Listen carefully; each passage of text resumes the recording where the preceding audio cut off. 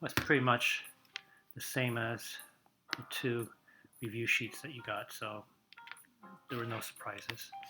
You did need to do those review sheets, so that's on your side. So I'm gonna do this, and I'm gonna pretend that I'm you.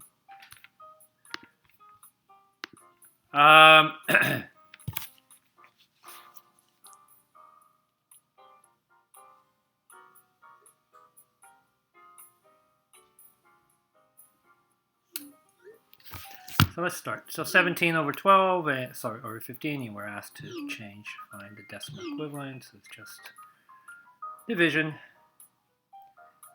Equals once. We subtract, we have 2 left. We're going to continue this a little bit more. Extend it, so we add a decimal.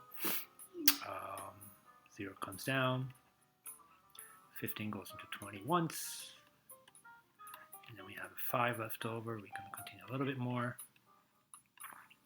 15 goes into 50 3 times, which is 45. Then we have a 5 left over again. Oh, so now you know that is going to be a repeating decimal. And what's going to be repeating is the 3. So it's going to go on and on and on. So the final answer should have been 1.13 bar notation, because the 3 is the part that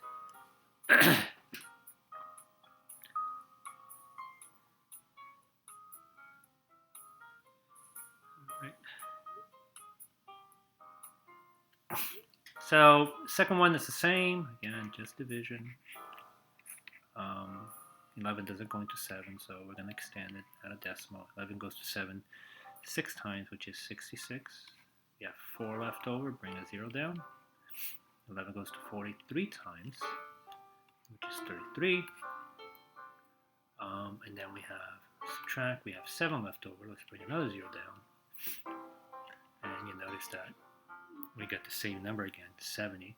So 11 goes into 76 times, which is 66. 4 left over. And if you bring another 0 down, you notice that it's going to be a 3 again. So it's going to be 0.6363 repeating. And your answer should have been just that. Okay, so far, nothing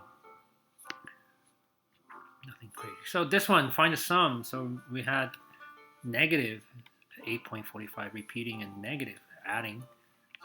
So this is what you were asked to find the sum of, plus negative 0.8 repeating. But you had to make a couple of adjustments. So let's do the 0.8 because that's the easiest one. So let x be 0.8 repeating. Multiply both sides by 10. This becomes 10x. And this becomes 8.8 repeating. We can subtract. We subtract 10x minus x. We get 9x. 8.8 repeating and 0.8 repeating. The repeating part, when you subtract, disappears. And we have 8 left over. Divide both sides by 9. X equals 8 over 9. So negative 0.8 repeating is the same thing as negative 8 over 9.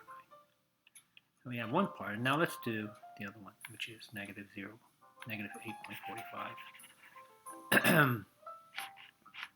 Again, let x, why am I writing that? X equals negative 8.45, sorry, let x be 8.45 repeating. We're going to multiply both sides by 100, right? Multiply both sides by 100, this becomes 845.45, right? The decimal shifts, it becomes 100 times bigger, right? So if we subtract these two, right, and 100 minus x is 99x. Actually, I should have put the minus sign there. And then the repeating parts again goes away, which is what we wanted to do. And this becomes 837. Divide both sides by 99. Isolate our variable. And x equals 837 over 99. So now we have both repeating decimals as fractions. And let me just write over here. So this is what you were adding. And now we can actually add. Right? So before we add, we have to find a common denominator. The common denominator is going to be 99. So this guy stays the same. This guy here is going to change to 99. So what is the equivalent fraction of 8 over 9 in terms of 99. So this is times 11. 9 times 11 became 99. So I multiply the top by 11, and I get 88. But negative. So now it's just adding. Right? So the bottom is going to stay 99. We're adding 2 negatives, so the answer is going to be negative. And 837 plus 88. 837 plus 88. Right? It's going to be 15 goes 1, 12. 925. And I didn't even ask you to simplify. You could have, but if you this far would have been just fine for me. 3. So here I would have, changed this to a fraction. Negative 2.2 as a fraction is just 22 over 10, right? Negative times 25 over 4. And divided by 11 means multiplied by the reciprocal, which is 1 over 11. So that's what you literally had to do. And if you wanted to make your life easier, you would have simplified. Well, I can simplify the 11 and 22. 11 divided by 11 is 1. 22 divided by 11 is 2. I can simplify the 2 and the 4. 2 divided by 2 is 1. 4 divided by 2 is 2. The 10 and 25 are both divisible by 5. So 10 divided by 5 is 2. And 25 divided by 5 is 5. And if you multiply this across, sorry, there's a negative sign here. So you got a negative times a negative, which is a positive, times a positive is a positive. My final answer is positive. And the numerators, I have 1 times 5 times 1, which is just 5. And the denominator, I got 2 times 2 times 1, which is 4. So 5 over 4, unless I made a mistake, is your final answer. All right, so far, like I said, not so far everything you've done in the 6th grade, maybe except this, right, the repeating decimal, but nothing new. We're going to subtract these two numbers, so if you wanted to change this, so let me change this to a improper fraction. 4 times 3 is 12, plus 1, 13 over 4. And I'm going to take advantage and just change this to an addition problem, plus the additive inverse of 2/3, 4 and 2/3, which is going to be positive. So 3 times 4 is 12. 12 plus 2 is 14 over 3. That's it. I mean, sorry, there's nothing nothing complicated here. It's just now adding 2 decimals. Find the common denominator, which is 12. 4 times 3 is 12, so I multiply the top by 3, I get 39. 3 times 4 is 12, so I multiply the top by 4. 3 times 4, multiply the top by 4, I get 56. It's going to be, well, this one has the greater absolute value, so we know the answer is positive, so it's going to be something over 12. And 39 and 56, if you find a difference, 16 minus 9 is 7, that borrowed, so it's 17 over 12. If you change it to a mixed number, be like guessed. All right, so again, last one, again, just a bunch of operations put together. So the only thing I had to change was the 0.4 repeating. So let x equal 0.4 repeating, multiply both sides by 10, we get 10x, and this one becomes 4.4 repeating.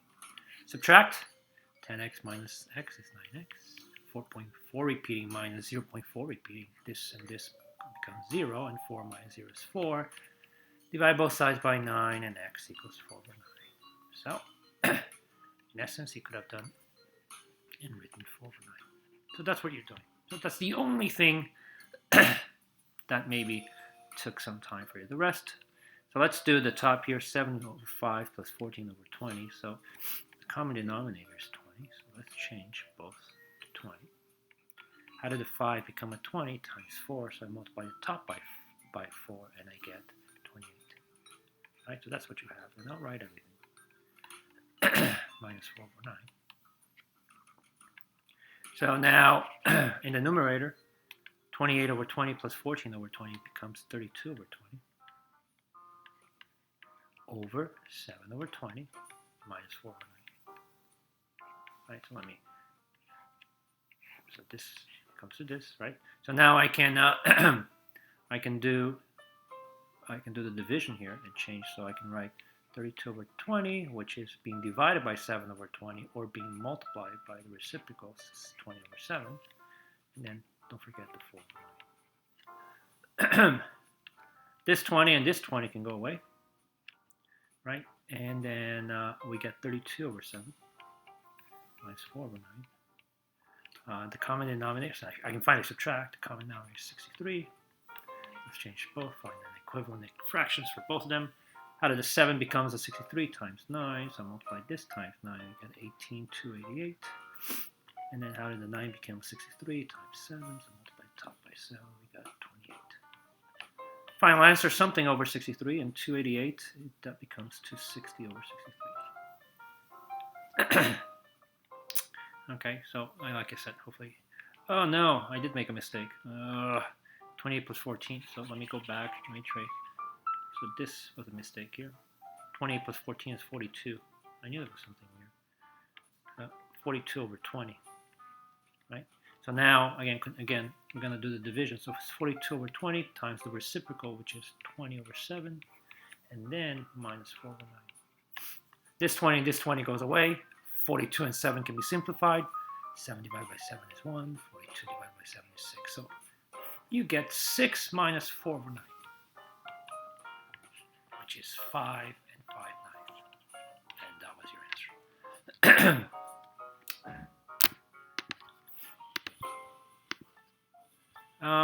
Okay, 5. 5 is a counting number, so I'm just going to go counting. It's also a whole number. It's also an integer, and it's also rational.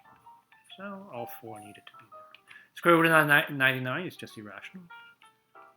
It's going to be a decimal, non-repeating, non-terminating decimal. Negative 7.5 repeating, it's just rational. Square root of 1 is just 1.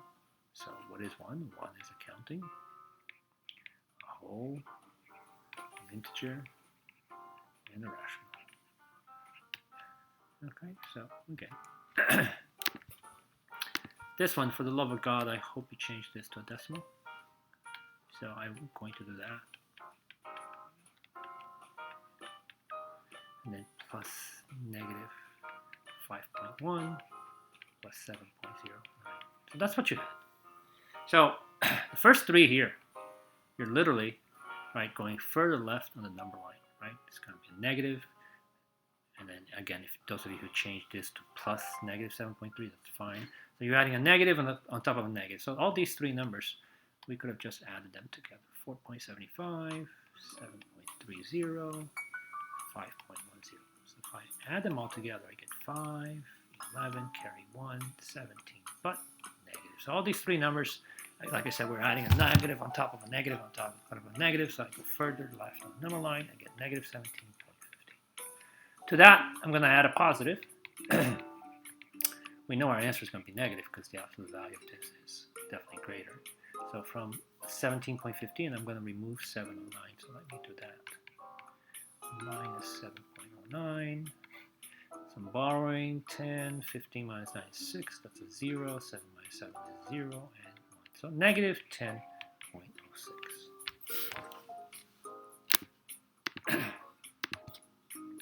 Here we have a rectangle. This one's pretty simple. Rectangle.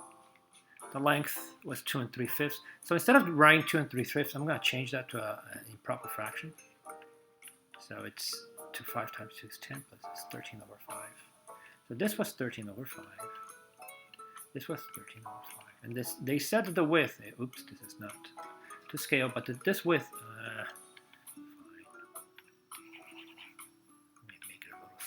so here's the width, sorry, the length, 13 over 5, and then the width, is 13 over 5, and this width over here, this part over here on the rectangle, is twice of that. So twice 13 over 5, if you multiply that by 2, it's just 26 over 5. So we can call this, or the length here, 26 over 5, and this is 26 over 5. Find the perimeter, so the perimeter is just all the sides added up together, so it's 26 over 5. 26 over 5, plus 13 over 5, plus 13 over 5. That's all it was. So it's something over 5. 26 and 26 is 52. 52 and 26 again, or 13 plus 13 is 78. So 78 over 5 inches. And again, those of you who changed this to a, what do you call, mixed number, it's fine. I didn't ask for it, so, but this was one version of this answer. Either this or a mixed number would have been fine. The next question is exactly the same question from your review sheet. I didn't even change any numbers. So you had to choose. I mean, and I'll do it both ways. So let's say you wanted to do this with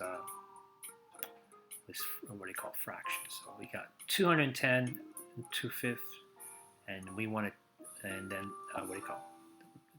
Last year, the local church ordered 210 and 2/5 pounds. This year, they're going to order 2.5 as much. So we have to multiply these two. So obviously, I think you change this to a improper fraction. So 210. So you have to multiply 210 times 5. That's a 0. That's a 5, and that's a 10. 1050 plus 2, so you had 1052 over 5 times 2.5. 2.5 is just 5 over 2, right? So you're going to get a value. So when you multiply these two, you get the amount of turkey that they're going to order this year, right? So 2.5 much, half as much. And then from that answer, you're going to take 3/4 of it. And then, so I'm just going to, then you're going to take, and you're going to multiply that by 3/4. So that's what you have to do. Now, hopefully you didn't multiply as it is, and you did some simplifying. So this 5 and this 5 could have been gone. See ya. 1052 and 2 could have been, they're both divisible by 2. 2 divided by 2 is 1. 1052 is 526. 526 and 4 can also be, again, divisible by 2. 2 divided by, hang on a second. 1052. And then we can divide 4 by 2, and you get 2. 526 by 2 is 263. Now we can multiply across because there's nothing to simplify anymore. So at the bottom we have 2. 263 times 3. You got a 9. 3 times 6 is 18. Go 1, 6, and 7. Yes, 789. Now, our final answer was 789 divided by 2. Right, so we got 3, 6, 1 is left over, 18, 2 goes into 18 9 times, which is 18. Bring a 9 down, 2 goes into 9 4 times, which is 8. We have 1 left over. Let's extend that, add a decimal and a 0, bring the 0 down, and 2 goes into 10 5 times. So 394, 0.5. That would have been your answer. So that could have been one way. The other way you could have done this, 210.4, which is this, times 2.5. Right, you could have done this. 5 times 4 is 20. Carry 2, 5, and a 10, and then move 1 over. 2, 8, 0, 2, 4, 0, 10, 6, 2, 5. Move the decimal over twice. So you get 526.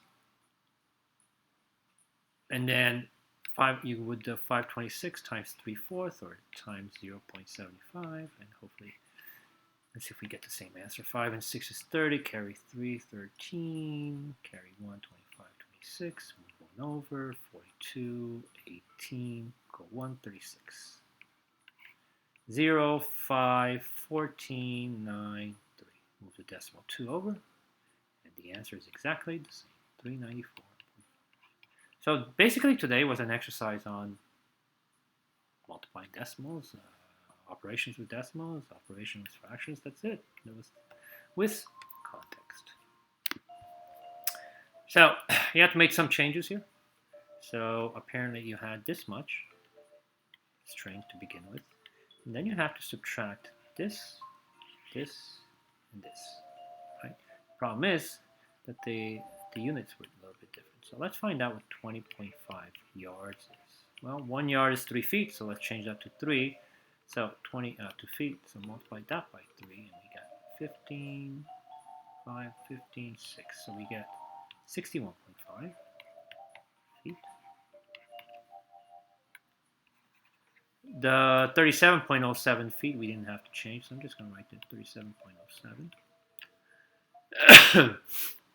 And then 426 inches, we're going to divide that by 12 because 1 foot has 12 inches. So that is 336, 6 left over, bring the 6 down, 5, 60, 6 comes down, but adds a decimal, bring a 0, 12 going to 65 times. So it's 35.5.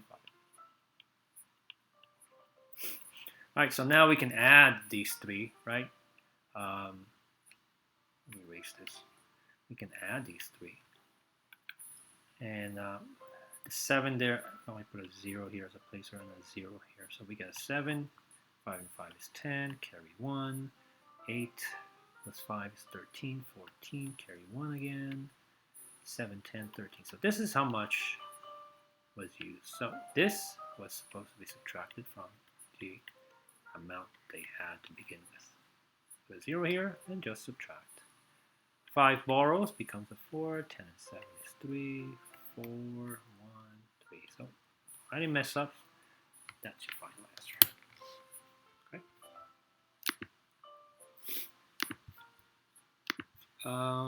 Yeah. So again, this one.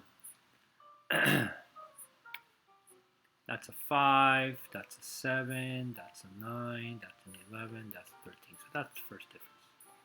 We have to take the second one, right? That gives you a 2, a 2, a 2, a 2. So what do we do with that 2? We divide by 2, right? So when we put 2 divided by 2 is 1, and we can put a 1 right there. But we don't have to. So what does an n squared sequence look like? So what you have to do next was substitute 1, 2, 3, 4, 5 in terms of in place of n.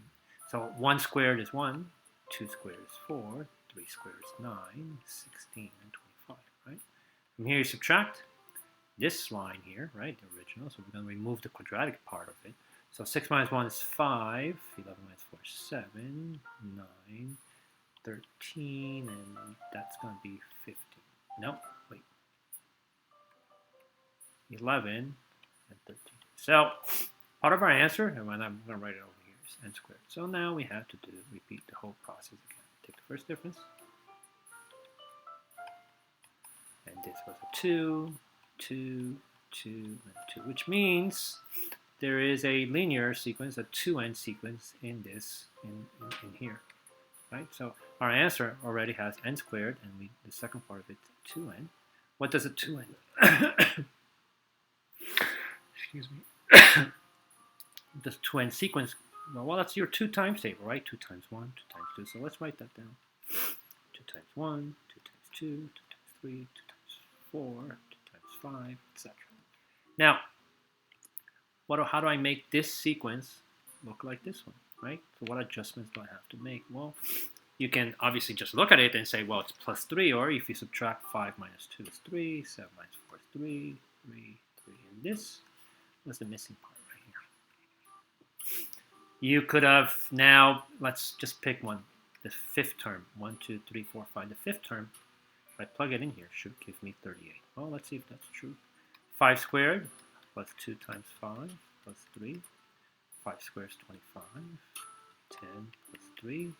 25 and 10 is 35. Plus 3 is 38. Look at that. It seems to work. So that's your answer. Next part, it's kind of, well, actually, this one is pretty easy. So if you think about it, in every picture, how is it growing from one to the other? Well, I know this guy is consistent, right? So even if I drew the next one, the next, what do you call, term, I know there's going to be this one over here, and the following after that. So I know whatever my nth term is going to be plus 1. We needed to find out this part. Well, focus on the rectangle without the box on the top. So 1, 2, 3, 4. When n equals 1, the height of this rectangle is 1 and the length is 6. When n equals 2, the height of this rectangle is 2 and the length is 6.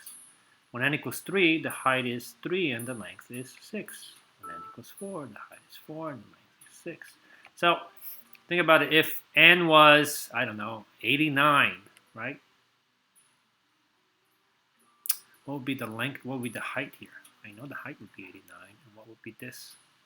This would be 6, right? So for whatever term I'm asking, so let's think about the nth term. So if I'm talking about n, what would be the height? The height would be n.